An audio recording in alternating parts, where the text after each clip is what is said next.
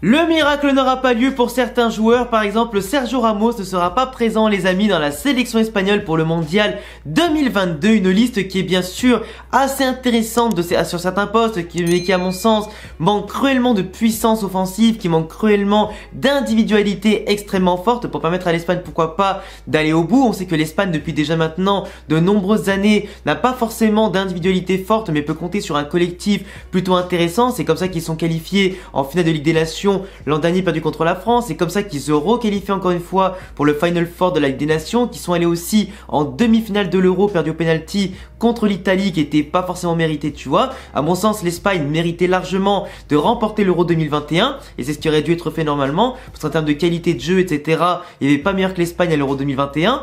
Mais pour moi, l'Espagne, malgré un groupe sérieux, un groupe qui est professionnel, un groupe qui est altruiste, pour moi, par rapport au Brésil, l'Argentine, la France, l'Angleterre, etc., ça peut manquer de puissance, ça peut manquer surtout de côté efficace et un côté incisif, tu vois.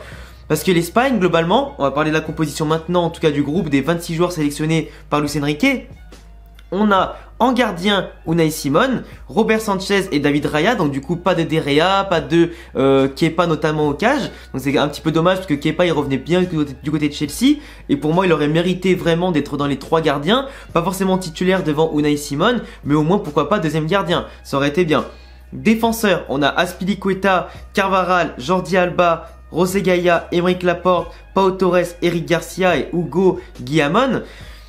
Donc forcément, il manque Nacho qui est quand même un couteau suisse aux côtés du Real Madrid, mais qui paie son statut de non titulaire et qui pourtant aurait largement le niveau de tous ces mecs-là pour jouer aussi. Vasquez, qui est le remplaçant de Carvajal, aurait pu être là en tant que remplaçant aussi, mais globalement, Enrique a préféré miser sur des joueurs plus habituels, qui sont des défenseurs de métier de base et qui ont été en tout cas plutôt à la hauteur avec la sélection, même si à mon sens, et là c'est pas parce que c'est un joueur du Barça que je dis ça, mais Eric Garcia, il n'a personnellement rien à foutre là, on le voit au Barça, on l'a vu en sélection, individuellement, techniquement, etc.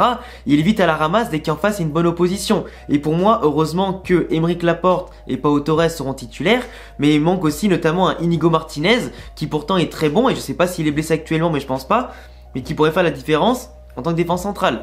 Donc tu vois, globalement, on manque un peu de solutions. Et pour moi, Sergio Ramos, par rapport à ce qu'il montre avec le Paris Saint-Germain, par rapport à l'expérience qu'il a et tout ça, et il avait l'ego, du moins aussi l'ambition qu'il a dans le football et son exigence envers lui-même, pour moi, Ramos avait largement la place d'être dans la sélection. Après, Enrique veut miser sur un nouveau cycle, une jeunesse, etc.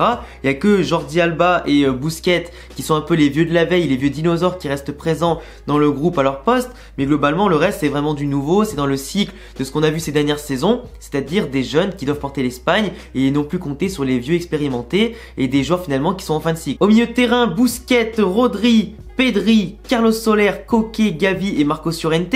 Donc là, on a un milieu de terrain qui est plutôt intéressant, qui va peut-être souffrir de l'absence de certains profils très créatifs, offensifs, comme Thiago Alcantara, mais qui ne joue pas forcément très bien du côté de Liverpool depuis pas mal de temps, qui a même connu quelques blessures, donc forcément ça aide pas. Il manque peut-être un Fabian Ruiz, qui pour moi a toujours été très bon en sélection, qui apporte vraiment ce côté transition offensive, défensive intéressant, et qui manque un petit peu à notre équipe, qui est à mon sens aussi meilleur que Carlos Soler par exemple, qui est quand même un profil un peu différent Carlos Soler, mais pour moi Fabian Ruiz pourrait plus apporter qu'un Carlos Soler. Koke qui est présent pour apporter bien sûr du charbon, de l'impact, de l'expérience. T'as quand même Pedri et Gavi, les deux pépites du Barça, qui vont apporter de la technique, une belle vision de jeu et du beau football, en plus d'une abnégation de tout instant. Busquets qui à mon sens par contre, comme on le voit au Barça, tout comme en Espagne, commence à faire son âge. Il est vraiment comment dire, il est toujours bon, tu vois, il apporte toujours cette expérience intéressante. Mais pour moi aujourd'hui, ça devrait être Rodri le titulaire et pas Busquets en sélection espagnole. Parce que comme avec les autres, si t'apportes pas de renouveau, Busquets, il a beau être ultra technique, ultra tactique, etc., régule un peu le milieu, bah il manque beaucoup de vitesse. Dès qu'en face, ça y est, aujourd'hui, c'est plus le Busquets que quand il avait 23, 25 ans, 27 ans. Là, Busquets, il est vite dépassé dans les enjeux et le très très haut niveau, on le voit au Barça. Et pour moi, le mettre encore là, c'est juste histoire de dire que vas-y, t'as un capitaine de confiance pour Luis Enrique, mais après derrière, si tu mets Rodri, pour moi, tu gagnes plus en qualité et globalement en polyvalence aujourd'hui. Après Marcos Llorente, qui côté de l'Atlético Madrid est vraiment un peu en souffrance, ça reste quand même avant tout un joueur ultra polyvalent qui est utilisé à tous les postes limite par Luis Enrique, mais qui peut apporter vraiment quelque chose d'intéressant tout au long de la compétition. Et en attaque, c'est là à mon avis que ça va poser des problèmes. On a Morata, Marco Asensio, Ferran Torres, Pablo Sarabia, Nico Williams, Dani Olmo et Yeremy Pino. Alors là, c'est sûr qu'en attaque sur les côtés, on est bien. T'as des Yeremy Pino, t'as des Nico Williams, t'as Ferran Torres, etc. qui vont apporter de la vitesse, de la percussion et des choses. Asensio qui peut repiquer dans l'axe, qui peut plus jouer en général comme un numéro 10 que comme un pur ailier, mais qui a quand même une bonne technique, qui a montré ces derniers temps avec le Real et avec l'Espagne aussi qu'il était revenu à très bon niveau, qu'il était décisif avec des passes D, des pénaux provoqués et des buts. Donc très intéressant et très content pour lui qu'il soit dans la sélection. Morata, globalement, c'est le seul attaquant de pointe, vrai attaquant de pointe de la sélection, avec Ferran Torres qui joue un coup à droite ou un coup dans l'axe ou un coup à gauche.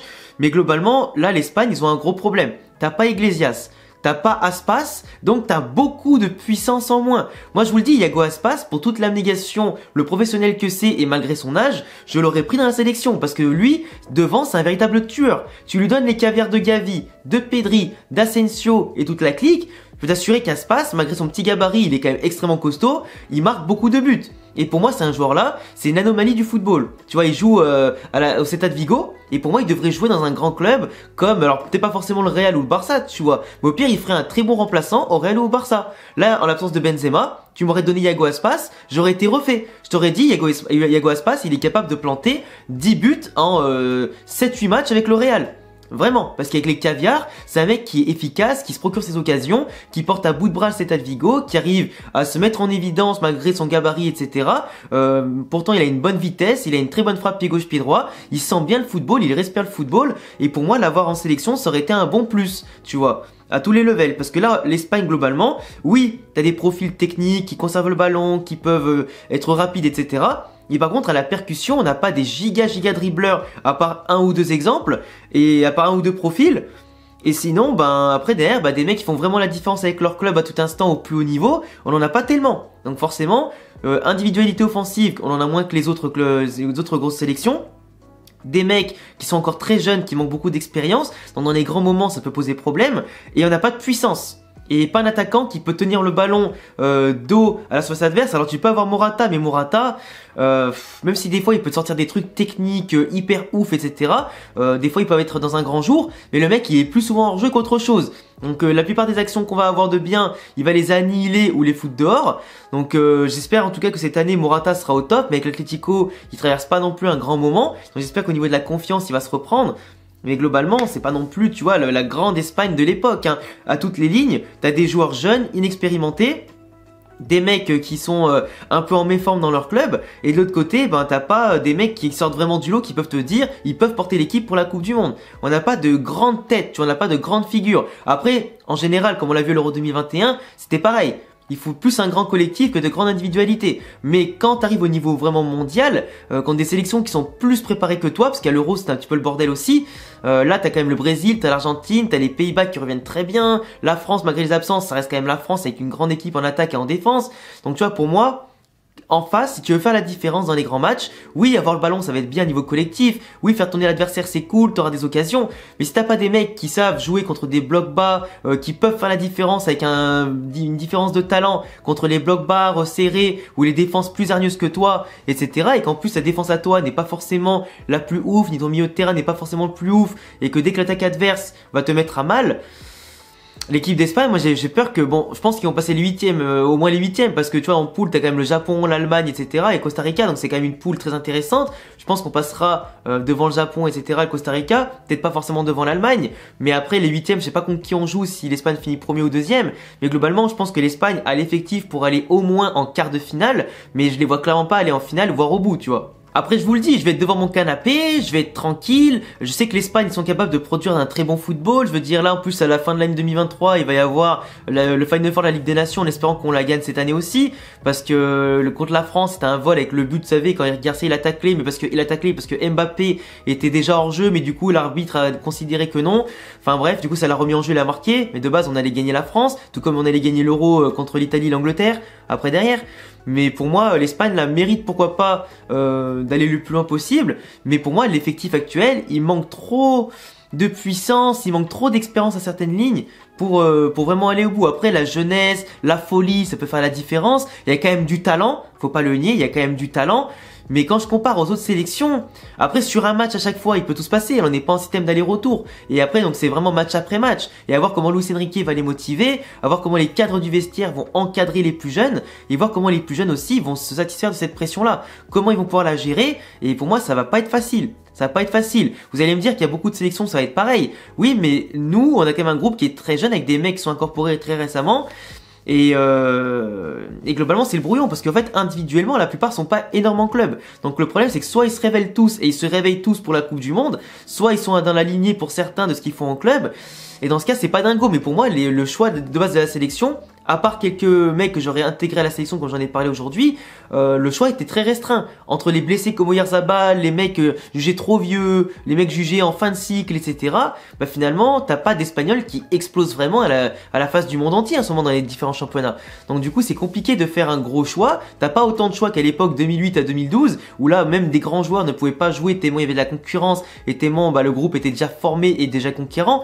Mais là, pour le coup, l'Espagne, ouais, je les vois pas les points que les quarts de finale. Ça me fait chier. J'espère qu'on ira quand même au bout parce que bon, voilà, quand tu joues une coupe, c'est pour aller au bout et la gagner. On verra match après match, mais pour moi, j'ai pas tant d'espoir que ça. Enfin bref, les amis, c'est tout pour cette vidéo. J'espère en tout cas qu'elle vous a plu comme d'habitude. C'était une rapide analyse de la sélection espagnole. On verra bien jusqu'où ils vont aller. Je vous laisserai me dire en commentaire ce que vous en pensez. N'hésitez pas à vous abonner, cocher la cloche et laisser de gros pouces bleus. On va faire un maximum de débriefs pendant ce mondial de la plupart des gros matchs. Du coup, n'hésitez pas à suivre l'aventure, tous mes réseaux s'affichent ici et en description. Et à bientôt la famille pour une prochaine vidéo, ciao!